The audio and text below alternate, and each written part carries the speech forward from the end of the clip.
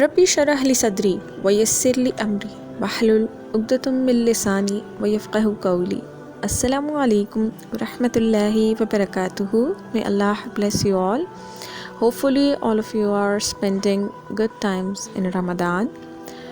Welcome to Ramadan series Summary of Quran in Ramadan by Qari Allama Ibtisam Ilahi Sahil, day 13 and para number 13. Hopefully all of you have read the 13th para along with the translation. So here is the tafsir. Bismillahirrahmanirrahim. 13वें पारे का आगाज़ भी सूरह यूसुफ से होता है. Let me remind the last scenario that was in 12th para, so that I can connect it with 13th para. It is like that. عزیز مصر اور جو بادشاہ مصر جو تھے انہوں نے ایک خواب دیکھا تھا جس کی تعبیر کے لیے انہوں نے یوسف علیہ السلام کو مدعو کیا تھا. اور جناب یوسف علیہ السلام کی تعبیر سننے کے بعد بادشاہ نے کہا کہ انہیں جیل سے بلایا جائے. جناب یوسف علیہ السلام نے کہا کہ جب تک میری اعلانیہ بے گناہی ثابت نہیں ہوگی میں جیل سے نہیں نکلوں گا. حضرت یوسف علیہ السلام کے مطالبے پر عزیز مصر کی بیوی نے برملا جناب یوسف علیہ السلام کو پاک دامن قرار دیا، جس کے بعد حضرت یوسف علیہ السلام جیل سے باہر آنے پر آمادہ ہو گئے. حضرت یوسف علیہ السلام جب جیل سے آزاد ہو گئے تو بادشاہ نے جناب حضرت یوسف علیہ السلام کو اپنے قریبی مصاحبین میں شامل کر لیا. آپ علیہ السلام ابتدائی طور پر وزیر خزانہ، ٹرائیری اور بعد میں عزیز مصر کے منصب پر فائز ہو گئے. سبحان اللہ. This is how Allah has shown that He is the best planner and He is Al-Wakil. Throughout the life of Hazrat Yusuf alayhi salam, he faced difficulties, but he meet them all difficulties and greet them all difficulties.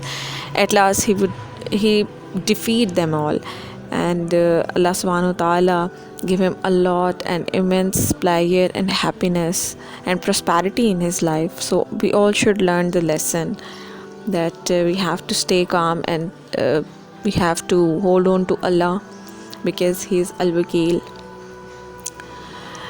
جناب یوسف علیہ السلام نے زرعی نظام کو بڑی توجہ سے چلایا اور خوشحالی کے 7 سالوں میں مستقبل کے لیے بہترین پلاننگ کی، یہاں تک کہ جب پوری دنیا میں قحط سالی عام ہو گئی تو مصر کی معیشت انتہائی مضبوط اور مستحکم ہو چکی تھی. ہی واز اکنامکلی اسٹیبلشمنٹ جو انہوں نے کی تھی اور ایک پلاننگ کی تھی ان کو فیوچر میں اس طرح سے کام آئی کہ تمام دنیا میں ایکسیپٹ مصر، ایجپٹ میں نہیں تھا. قحط سالی اپنے عروج پر پہنچی تو غلہ کے حصول کے لیے دنیا بھر سے قافلے مصر پہنچنے شروع ہو گئے. حضرت جناب یعقوب علیہ السلام کے بیٹے نے بھی مصر کا رخ کیا. جب وہ عزیز مصر کے محل میں داخل ہوئے تو جناب حضرت یوسف علیہ السلام اپنے بھائیوں کو پہچان گئے، جبکہ آپ کے بھائی آپ سے غافل رہے. مطلب وہ آپ کے بھائیوں نے آپ کو پہچانا نہیں. وہ تو ایکسپیکٹ بھی نہیں کر رہے تھے کہ آپ اتنے اونچے رتبے پر فائز ہوں گے اور بادشاہ ہوں گے. آپ نے باتوں باتوں میں اپنے بھائیوں سے کہا کہ اگلی مرتبہ اپنے چھوٹے بھائی بنیامین کو بھی اپنے ساتھ لانا. اگر تم اپنے چھوٹے بھائی کو نہ لائے تو تمہیں غلے سے کچھ بھی نہیں ملے گا. اور ساتھ ہی جو پونجی ان کے بھائی غلہ خریدنے کے لیے لائے تھے اس کو بھی اپنے بھائیوں کے سامان میں ڈال دیا. حضرت یوسف علیہ السلام کے بھائی حضرت یعقوب علیہ السلام کے پاس پہنچے تو انہوں نے عزیز مصر کو بہت زیادہ تعریف کی اور ساتھ ہی یہ بھی بتلایا کہ عزیز مصر کی خواہش تھی کہ ہم بھائی بنیامین کو بھی ساتھ لے کر جائیں. حضرت یعقوب علیہ السلام نے جواب میں کہا کیا میں تم کو اسی طرح سے اعتماد کروں جس طرح سے تم نے اس سے قبل حضرت یوسف علیہ السلام کے معاملے پر میں نے اعتماد کیا تھا اور اس کے برعکس تم نے جو ہے مجھے دھوکہ دیا تھا. اس پر جناب یعقوب علیہ السلام کے بیٹے خاموش ہو گئے.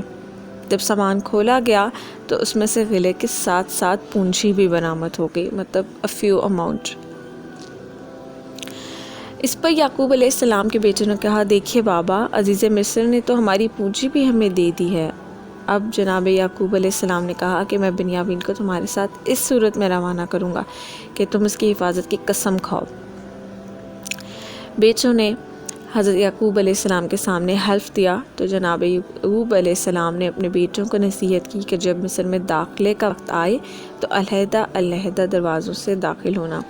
اچھا، there are a lot of concepts behind this, کیونکہ ایک کنسیپٹ یہ تھا کہ they are so many in computer, تو وہ الگ الگ دروازوں سے جائیں تاکہ نظر نہ لگے. اور جب حضرت یوسف علیہ السلام کے بھائی دوبارہ ان کے پاس پہنچے تو جناب یوسف علیہ السلام نے جناب بنیامین کو علیحدہ ایک طرف کر لیا اور ان سے کہا، میں آپ کا بھائی یوسف ہوں. اس کے بعد یوسف علیہ السلام نے اپنا پیالہ جناب بنیامین کے سامنے رکھوا دیا. جب قافلہ روانہ ہونے لگا تو اعلان کروایا گیا کہ قافلے والو، تم چور ہو. حضرت یعقوب علیہ السلام کے بیٹوں نے جواب میں کہا، اللہ کی قسم، ہم زمین پر فساد پھیلانے نہیں آئے اور نہ ہی ہم چور ہیں. اس پر ان سے کہا گیا کہ اگر تم میں سے کسی کے سامان سے بادشاہ کا پیالہ برآمد ہو گیا تو اس کی کیا سزا ہوگی؟ جواب میں حضرت یوسف علیہ السلام کے بھائیوں نے کہا کہ اس کی سزا یہ ہے کہ جو مجرم ہوگا وہ خود اپنے کیے کا ذمہ دار ہوگا. جب سامان کی تلاشی لی گئی تو جناب بنیامین کے سامان میں سے وہ پیالہ برآمد ہو گیا.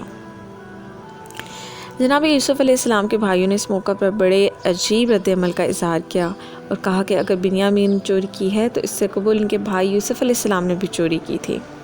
اس پر جناب یوسف علیہ السلام نے کہا کہ جو تم الزام تراشی کرتے ہو اس کی حقیقت سے اللہ تعالیٰ بخوبی آگاہ ہیں. حضرت یوسف علیہ السلام کے بھائیوں نے یہ بھی کہا کہ آپ ہم بھائیوں میں سے کسی ایک کو پکڑ لیں. جب حضرت یوسف علیہ السلام نے کہا کہ معاذ اللہ، ہم کسی مجرم کی جگہ کسی دوسرے کو کس طرح پکڑ سکتے ہیں، اب وہ دوسرے بھائیوں کا اس طرح سے کہہ رہے تھے کیونکہ انہوں نے قسم لی تھی حضرت یعقوب علیہ السلام سے کہ ہم بنیامین کو بحفاظت واپس لے کر آئیں گے. حضرت یوسف علیہ السلام کے ایک بھائی نے کہا کہ میں تو واپس نہیں جاؤں گا یہاں تک کہ بابا یعقوب علیہ السلام مجھے اجازت نہیں دیں گے یا اللہ تعالیٰ میرے حق میں کوئی فیصلہ نہیں فرما دیتے. جناب یوسف علیہ السلام کے بھائی حضرت یعقوب علیہ السلام کے پاس پہنچے اور ان کو جناب بنیامین کی گرفتاری کی خبر دی تو جناب یعقوب علیہ السلام نے بلند آواز سے کہا، حضرت یوسف علیہ السلام کا نام لیا اور آپ اتنی شدت سے روئے کہ آپ کی بینائی بھی گل ہو گئی، مطلب آپ کی بینائی بالکل ختم ہو گئی، آپ کی آنکھوں کی روشنی بالکل ختم ہو گئی. حضرت یعقوب علیہ السلام نے اپنے بیٹوں کو نصیحت کی کہ آپ اللہ کی رحمت سے نا امید نہ ہوں اور حضرت یوسف علیہ السلام اور ان کے بھائی کو تلاش کریں. اب حضرت یوسف علیہ السلام کے بعض بھائی دوبارہ مصر آئے تو حالت بدلی ہوئی تھی. غربت اور مفلوق الحالی نے ان کو پوری طرح متاثر کیا ہوا تھا. انہوں نے حضرت یوسف علیہ السلام کے پاس آ کر اپنی غربت کی شکایت کی اور صدقے کا تقاضا کیا. تو حضرت یوسف علیہ السلام نے پوچھا، کیا آپ بھول گئے جو آپ نے اپنے بھائی یوسف علیہ السلام کے ساتھ کیا؟ بھائیوں نے کہا، آپ یوسف کو کیسے جانتے ہیں؟ کہیں آپ ہی تو یوسف نہیں؟ کہا، میں یوسف ہوں، سبحان اللہ، اور یہ میرا بھائی ہے. سبحان اللہ. اللہ نے ہم پر احسان کیا. بے شک جو صبر اور تقوی کو اختیار کرتا ہے تو اللہ نیک کاروں کو اور ان کے اجر کو ضائع نہیں کرتے ہیں. مطلب اللہ تعالیٰ صبر کو ضائع نہیں کرتے ہیں. صبر کیا ہے کہ آپ نے بولنا نہیں ہے، آپ نے رونا نہیں ہے، آپ نے شکایت نہیں کرنی ہے، آپ نے اپنا صبر زائل نہیں کرنا. تقویٰ کیا ہے؟ اللہ سے ڈرتے رہنا ہے اور اللہ سے اپنی مدد مانگتے رہنی ہے. those are the essentials for صبر and تقویٰ to get the miraculous blessings of Allah subhanahu wa ta'ala.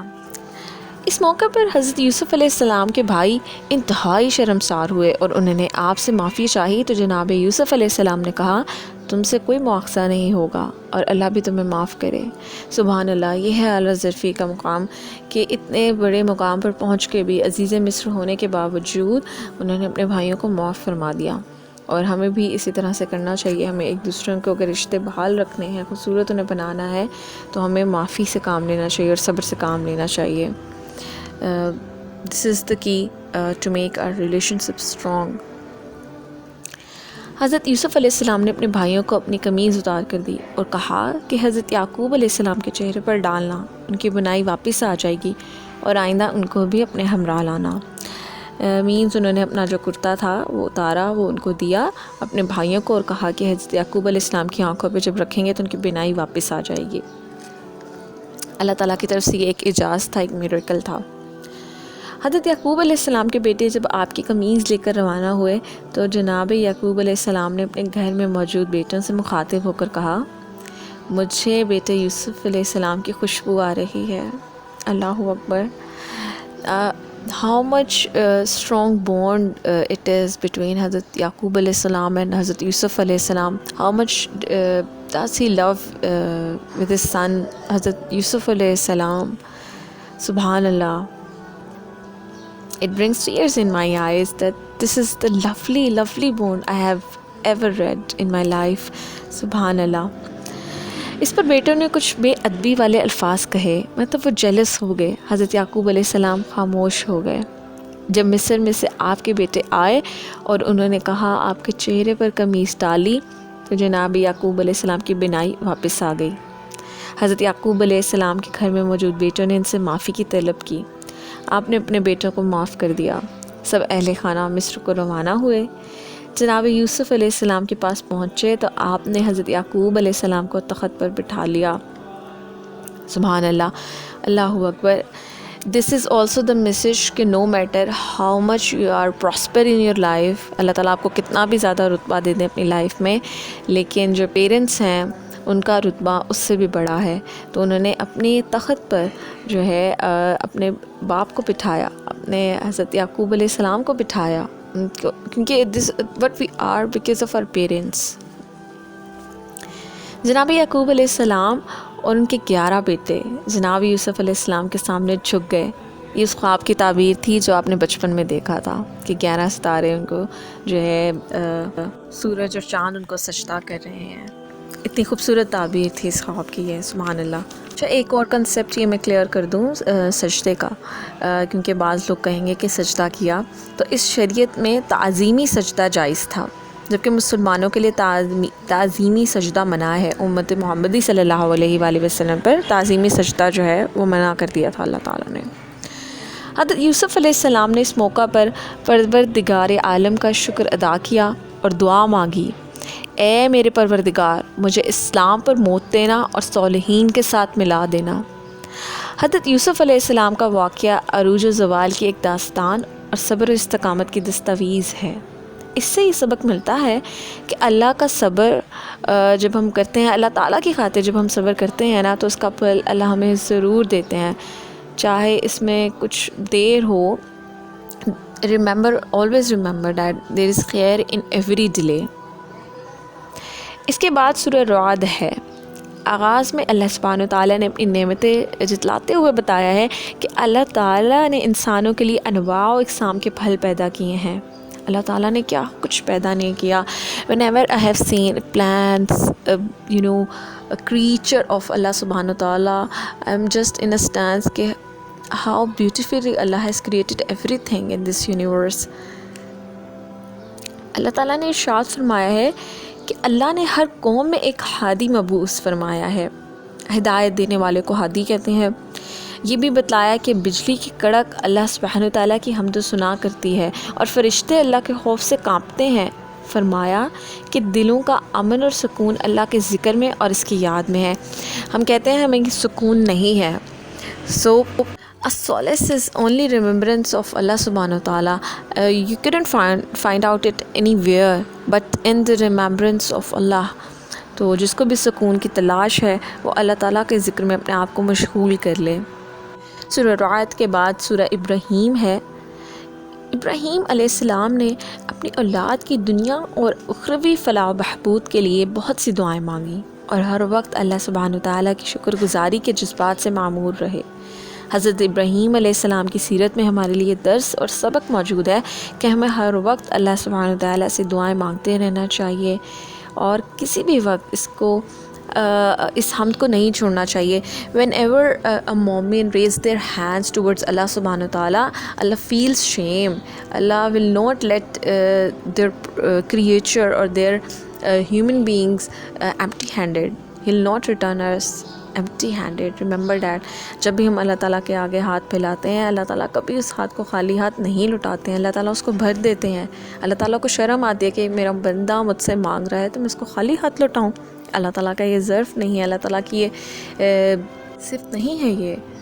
اٹھتے بیٹھتے سوتے جاگتے ہمیں اللہ سبحانہ تعالیٰ کا ذکر کرتے رہنا چاہیے، اور اللہ سبحانہ تعالیٰ سے دعا ہے کہ اللہ ہمیں قرآن مجید میں بیان کرتا مضامین سے سبق حاصل کرنے کی توفیق عطا فرمائے۔ اللہ تعالیٰ سے دعا ہے کہ اللہ تعالیٰ ہمیں قرآن مجید پہ عمل پیرا ہونے والا بنا دے، اور اللہ تعالیٰ سے دعا ہے کہ اللہ ہماری دنیا آخرت کو بہترین کر دیں، آمین یا رب العالمین۔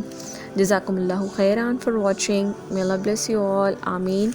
Remember me and my family in your prayers, and stay in touch for the next para tafsir, that is para number 14.